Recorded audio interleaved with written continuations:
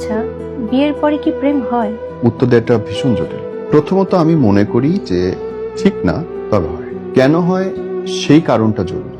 মানুষ না হাঁপায় ওঠে একটা ভুল মানুষের সঙ্গে বছরের পর বছর থাকতে থাকতে থাকতে থাকতে যখন মৃত্যু ছাড়া কোনো পথ দেখে না সে সামনে, তখন গিয়ে কাউকে হাক করতে ইচ্ছা করে, জড়ায় ধরতে ইচ্ছা করে। এখানে কোনো সেক্সুয়ালিটি নেই, এখানে কোনো দেনা পাওনা নেই। জাস্ট মনে হয় যে আমি কাউকে একটু জড়ায় ধরে বসে থাকতে পারতাম, আমার ভালো লাগতো। এবং এই মোমেন্টটা আসার পরে তার প্রেম হয়ে যায়। মানুষ, আমি বলি না যে 3 বার প্রেম হয় জীবন, এটা হচ্ছে লাস্ট বার। এবং এই প্রেমটা সে সারা জীবন ক্যারি করে, না পারে কোনোদিন ভুলতে, না ভুলতে চায়।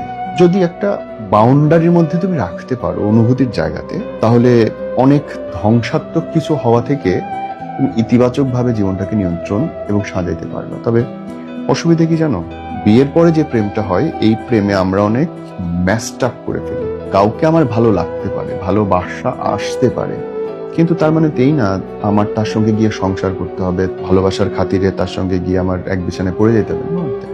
ভালোবাসা যে সম্মানজনক হইতে পারে, শ্রদ্ধাপূর্ণ হইতে পারে, দূরে থেকে হইতে পারে, ইনস্পিরেশনাল হইতে পারে, অনুপ্রেরণা দেওয়া, বাঁচতে আগ্রহ তৈরি করা, ভালোবাসতে আনন্দ অনুভব করতে পারে, এই যে অনুভূতি, এটা যদি হয় ব্রাদার, এটা ভালো। কিন্তু যদি ওর মধ্যে নোংরামি ঢুকে যায় না, ধ্বংস করে ফেলে।